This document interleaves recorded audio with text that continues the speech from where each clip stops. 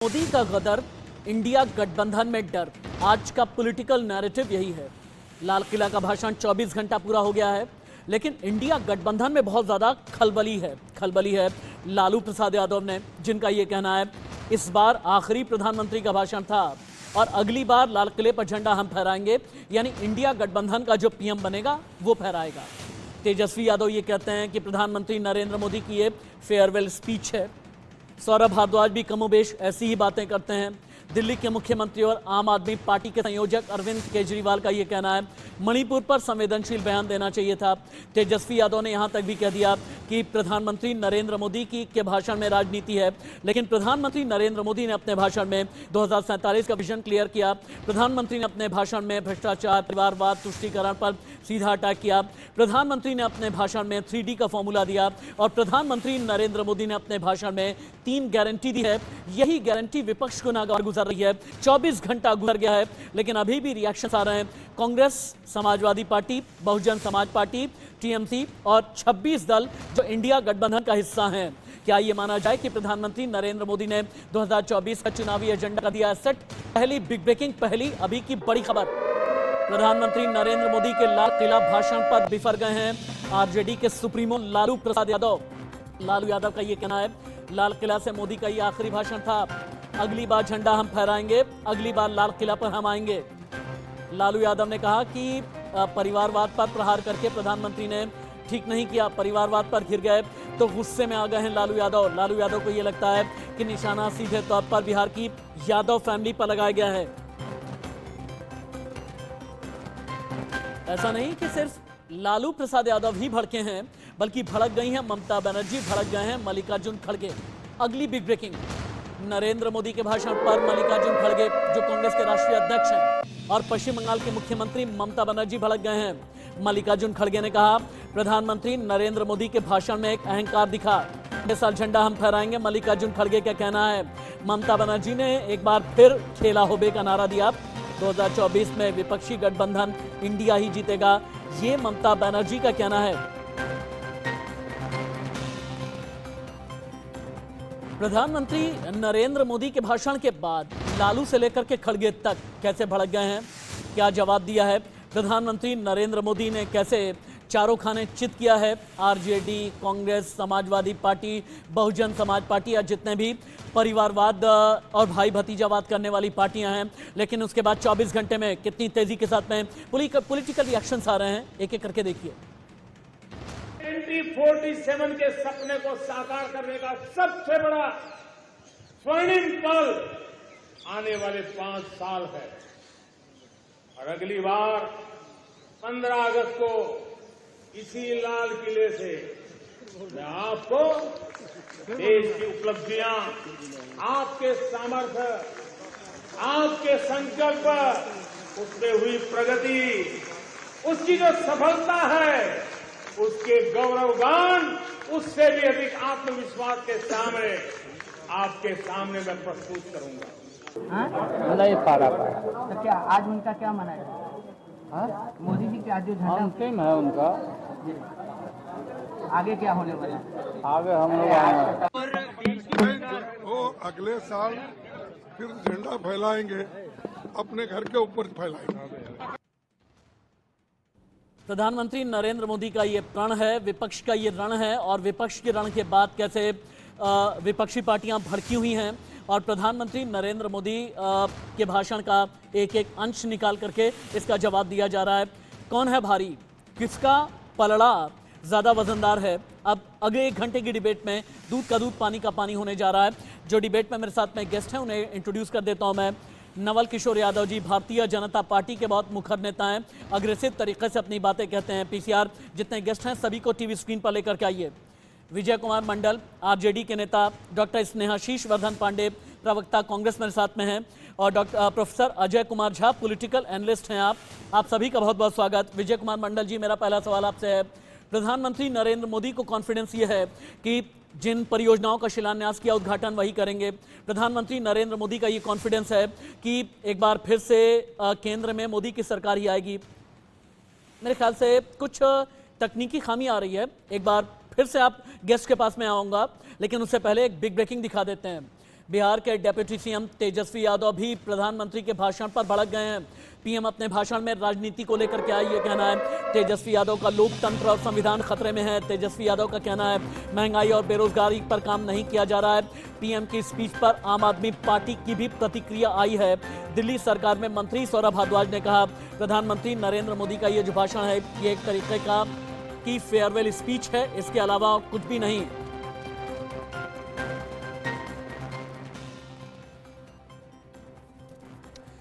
प्रधानमंत्री नरेंद्र मोदी बोले मणिपुर से अपने भाषण की शुरुआत की, लेकिन केजरीवाल को क्यों ये लगता है कि मणिपुर पर वैसी बात नहीं की गई जितनी वजनदार बात होनी चाहिए थी। देखिए,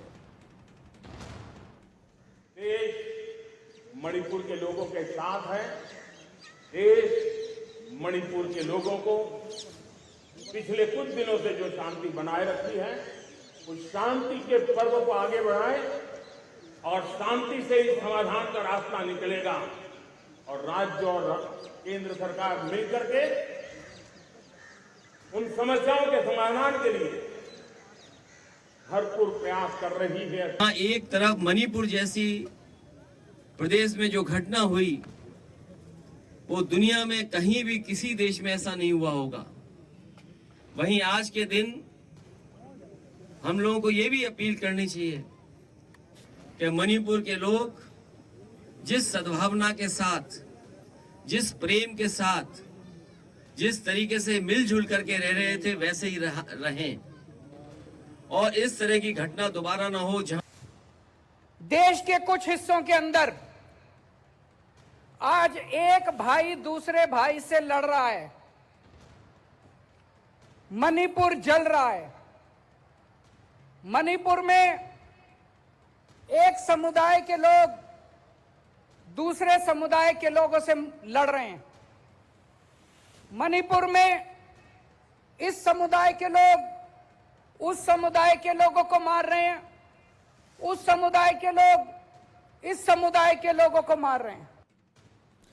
डिबेट को ओपन कर देते हैं। डॉक्टर स्नेहाशीष वर्धन पांडे, चूंकि आप प्रवक्ता हैं कांग्रेस के, कांग्रेस को ये कॉन्फिडेंस क्यों लगता है कि अगला लाल किला का जो भाषण है ये इंडिया गठबंधन का ही कोई नेता जब प्रधानमंत्री बनेगा तो फिर अगला भाषण आप लोगों का होगा? प्रधानमंत्री नरेंद्र मोदी ने तो 2047 तक का भी विजन रख दिया।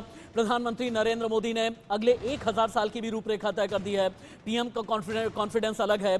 पीएम का कॉन्फिडेंस इसलिए है क्योंकि प्रधानमंत्री नरेंद्र मोदी ने फ्लैगशिप स्कीम के जरिए पिछले 9 सालों में देश को बदला है। लेकिन आपके कॉन्फिडेंस की वजह क्या है डॉक्टर स्नेहाशीष? सबसे पहले तो हिमाचल में जो त्रासदी हुई है उसके लिए जो हमारे भाई हताहत हुए हैं उनके वो श्रद्धांजलि देते हुए मैं अपनी बातों को रखूंगा। सबसे जब राजनीतिक ये चर्चा हो रही है तो ये देखना होगा कि प्रधानमंत्री जी की भाषण से जो बौखलाहट निकल के आ रही है ये वो स्पष्ट कर रही है पूरी तरीके से कि प्रधानमंत्री जी बार बार जिस तरीके से इंडिया गठबंधन पे हमला कर रहे हैं, जिस तरीके से कांग्रेस पे हमले कर रहे हैं, जिस तरीके से तमाम विपक्षी दलों पे वो लगातार मुखर होकर बोल रहे हैं, इससे आप सुन पा रहे हैं मुझे? डॉक्टर स्नेहाशीष, अब तक आवाज आ रही है क्या? स्पष्ट हो रहा है कि वो होने वाली हो रहे हैं। अभी अविश्वास प्रस्ताव के दौरान भी उन्होंने यही काम किया, 2 घंटे लगातार उन्होंने बोला कांग्रेस के ऊपर ही, और अभी भी वर्तमान में जो उनका इशारा था लाल किले की प्राचीर से जो भाषण था वो कहीं ना कहीं चुनावी भाषण के रूप में उन्होंने दिया। और चूंकि 10वीं बार वो झंडा फहरा रहे थे वहां से, तो उन्हें यह समझना चाहिए कि उनकी जिम्मेदारियों का उन्होंने कितना बखान किया वहां पे, और वो अभी भी भविष्य की ही बातें कर रहे हैं। लग रहा है कि उनकी जो योजनाएं थी खुद ही वो धरातल पे नहीं उतार पाए अभी। नहीं, कौन सी योजना है डॉक्टर स्नेहाशीष? कौन सी योजना धरातल पर नहीं उतरी? क्या गरीब को घर देने वाली योजना धरातल पर नहीं उतरी? 13.5 करोड़ लोग अब गरीब नहीं रहे, क्या ये योजना धरातल पर नहीं उतरी? क्या उज्ज्वला योजना धरातल पर नहीं उतरी? क्या आयुष्मान भारत योजना धरातल पर नहीं उतरी? क्या जनधन योजना धरातल पर नहीं उतरी? कौन सी योजना है जो धरातल पर नहीं उतरी? अब धरातल पर उतरने के बाद कितनी एग्जीक्यूट हुई या नहीं हुई वो एक अलग बात है, और किस हद तक एग्जीक्यूट हुई ये एक अलग बात है, लेकिन धरातल पर तो उतरी है ना डॉक्टर स्नेहाशीष? ये बड़ी मजेदार बात आपने खुद ही बता दी इसमें कि धरातल पर उतरी है, लेकिन कितनी उसमें से क्रियान्वित हो रही हैं और कितनी सफल हो रही हैं ये आप रुक सबसे जाएं। बड़ी बात होती है योजना जी। नवल किशोर जी शायद ज्यादा बेहतर तरीका से जवाब देंगे। नवल किशोर जी, 48 बार परिवारजन, 43 बार समर्थ शब्द का इस्तेमाल, 35 बार महिला, 19 बार संकल्प, 16 बार आजादी, 15 बार सरकार शब्द का इस्तेमाल, 12 बार परिवारवाद पर अटैक, 2 बार विकास की बात, 12 बार युवा की बात, 11 बार भ्रष्टाचार पर हमला, 11 बार अमृतकाल की बात और 11 बार कोरोना वायरस की बात, 10 बार भारत माता जैसे शब्द और 10 बार गरीबी को लेकर के प्रधानमंत्री ने बातें कही हैं। पिछले 9 साल का अपना रिपोर्ट कार्ड भी पेश किया, लेकिन डॉक्टर स्नेहाशीष को लगता है कि नहीं, सब कुछ फर्जीवाड़ा है और ये प्रधानमंत्री नरेंद्र मोदी की फेयरवेल स्पीच है। आइए बीच में आप आईना अगर दिखाना हो दिखा सकते हैं। नवल किशोर जी। नहीं, ऐसा है कि तो परिवारवाद की बात नहीं बोलनी चाहिए। परिवारवाद है तो परिवारवाद की बात बोलनी चाहिए, विकास है तो विकास की बात बोलनी चाहिए। तो इन लोगों को दिक्कत ये बात का नहीं है, इन लोगों को नरेंद्र मोदी जी अच्छा नहीं लगते हैं, देश का विकास अच्छा नहीं लगता है। जो पूरे दुनिया में जो नरेंद्र मोदी जी के नेतृत्व जब से भारत को कर रहे हैं उस दिन से पूरे दुनिया में इसका दबदबा बढ़ा है, भारत का सम्मान और स्वाभिमान बढ़ा है। ये बात इन लोगों को अच्छा नहीं लगता है और इनके प्रकार कहेंगे मणिपुर पर नहीं बोलते हैं। अरे मणिपुर पर तो दो बोलते ही है, मणिपुर सिर्फ बोलने का नहीं है, बोलने से कुछ नहीं होता, उस पर करने की भी जरूरत है। और प्रधानमंत्री जी की पैनी नजर है, इन लोगों को बहुत चिंता करने की जरूरत नहीं है। पहले अपने अपने गिरबान में झांक के देख ले, जो एकत्रित होके ऐसे लोग जिनको सीबीआई ईडी से जो घोटालेबाज हैं, जो परिवारवादी हैं, उनको भय है, इसलिए इस तरह की बात करते हैं। और यह कहना कि हम 2024 में झंडा फहराएंगे 400 से एबव सीट लाके, भारत का प्रधानमंत्री नरेंद्र मोदी जी पुनः बनेंगे, वोट लेंगे और फिर दुनिया के धरातल पर भारत को आगे बढ़ाने के लिए जो उन्होंने विजन और विजडम दिया है कल लाल किले से, वो आगे बढ़ाएंगे।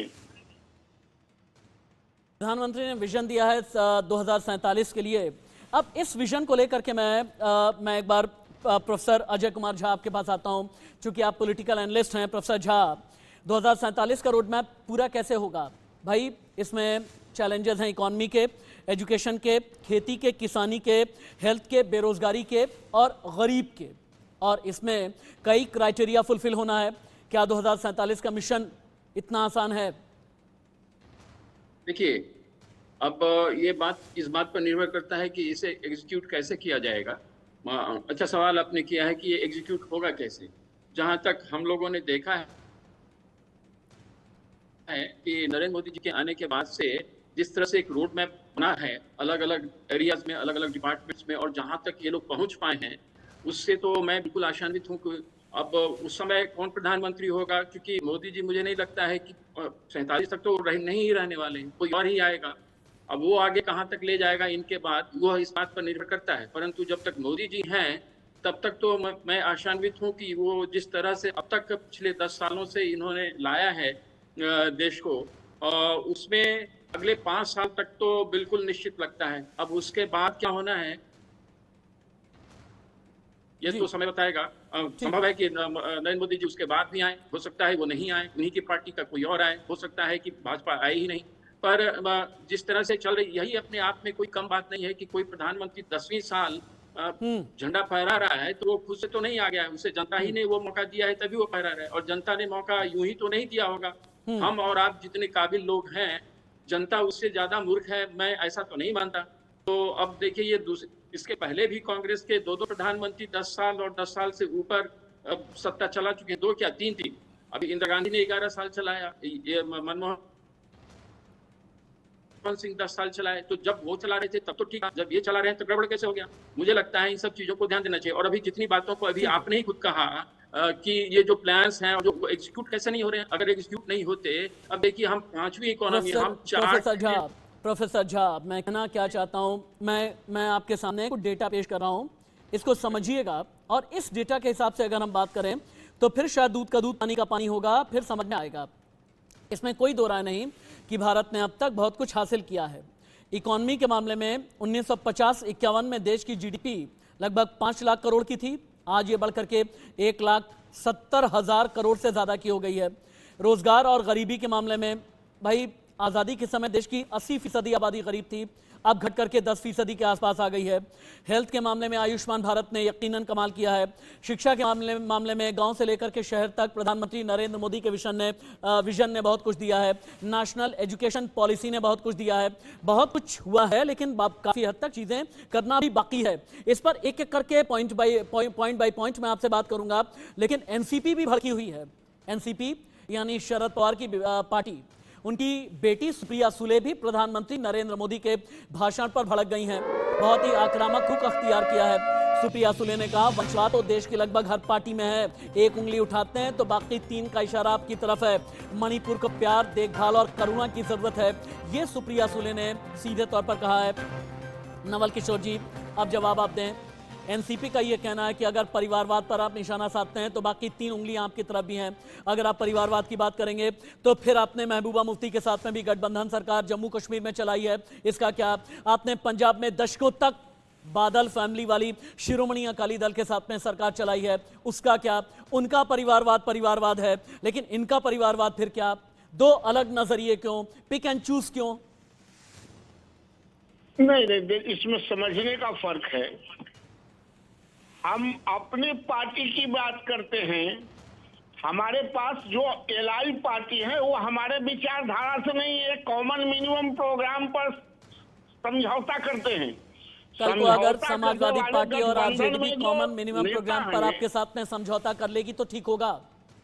नहीं, देखिए दोनों 2 चीज। हमारे यहाँ ऐसा नहीं है कि बाप के बाद बेटे बेटी होगा।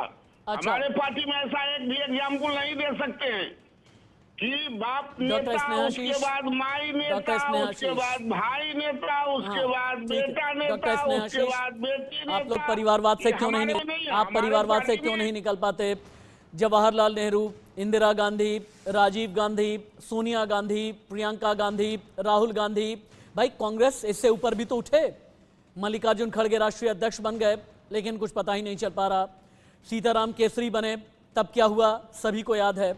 या फिर कांग्रेस में गैर गांधी परिवार का अगर कोई अध्यक्ष बना, उस पर परिवारवाद किस तरह से थोपा गया, यह भी हमें याद है।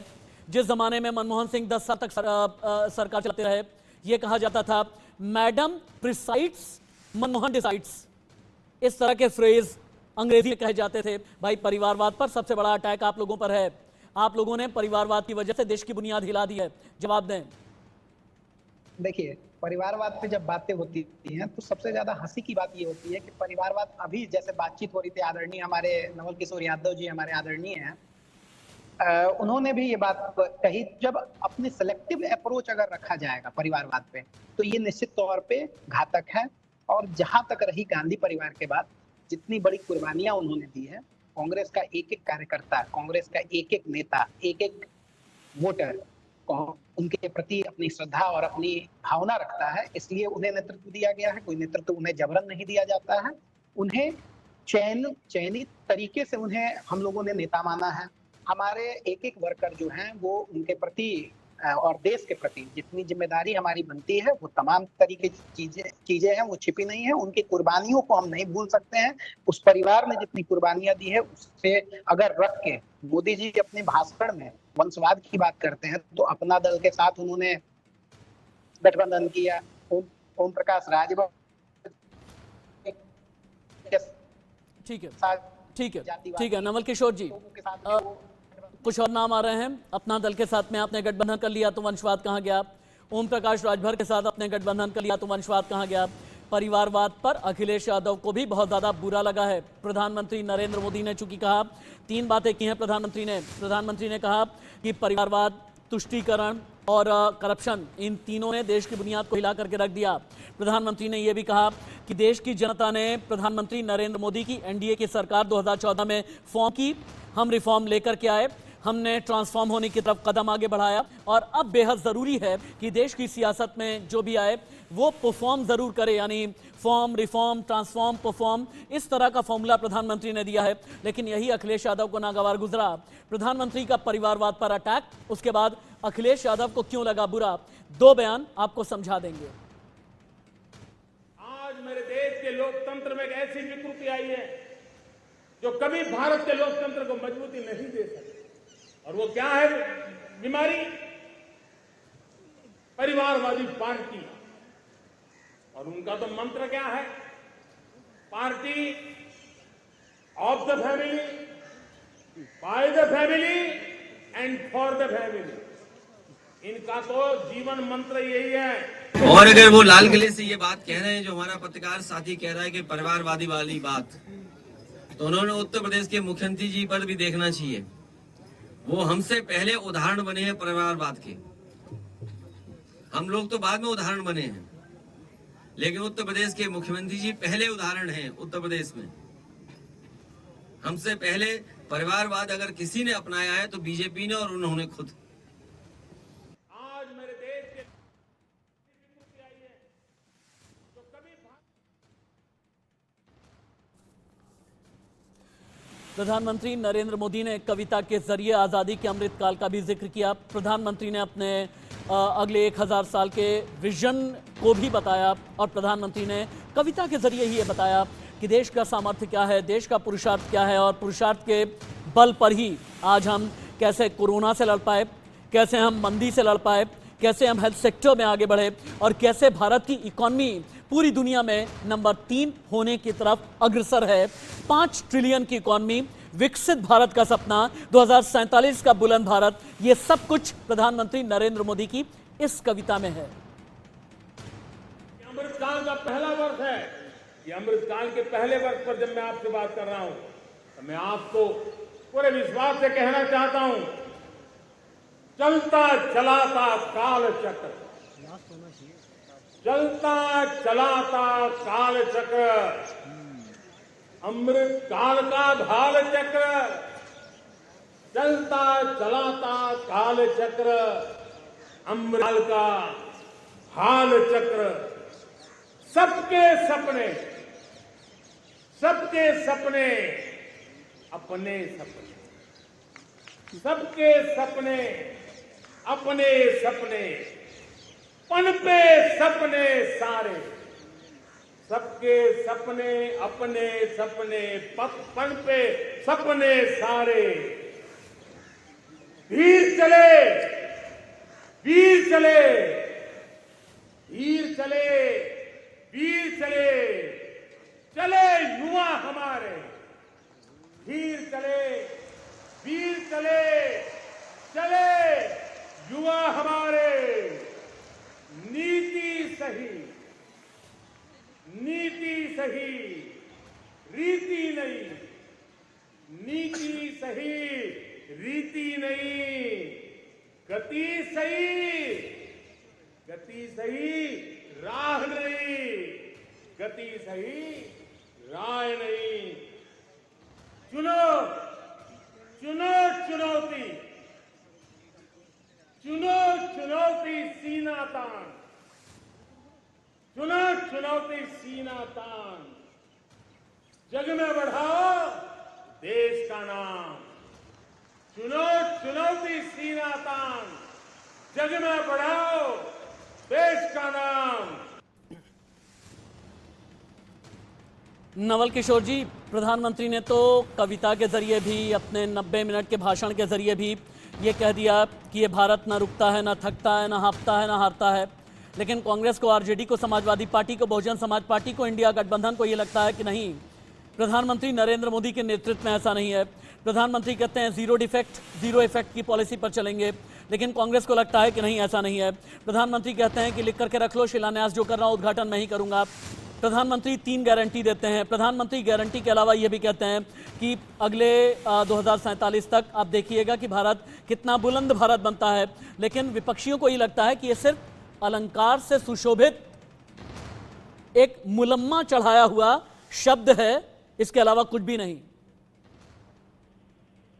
नहीं, चूंकि जिनको देश से मतलब नहीं है, जिनको परिवार को विकसित करने का हमेशा ट्रैक रिकॉर्ड रहा है, जो परिवार के लोगों के लिए, बेटा बेटी के लिए ही चिंतित रहते हैं, उनको देश के 2047 तक देश एक दुनिया में विकसित राष्ट्र के रूप में स्थापित हो, बड़ा इकोनॉमी का देश हो, पूरे दुनिया में भारत का रुतबा हो, ये उनको बर्दाश्त नहीं है। क्योंकि वो देश को बड़ा बाद में सोचते हैं, परिवार को स्थापित पहले करना चाहते हैं।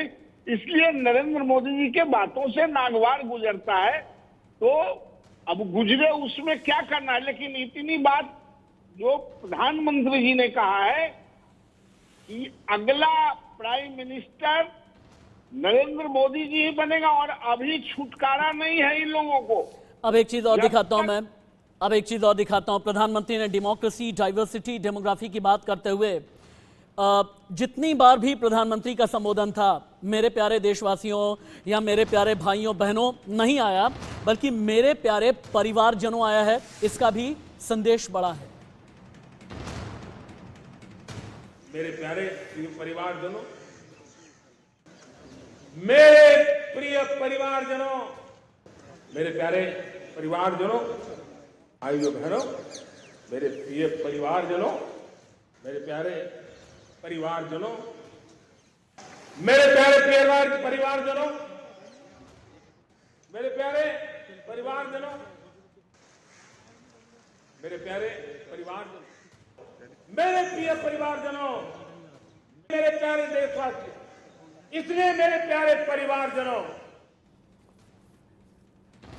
इकोनॉमी, एजुकेशन, खेती, किसानी, हेल्थ, रोजगार, गरीबी से भारत कैसे निकला, इन सभी की बात करके यकीनन प्रधानमंत्री नरेंद्र मोदी ने 140 करोड़ हिंदुस्तानियों का दिल जीता है।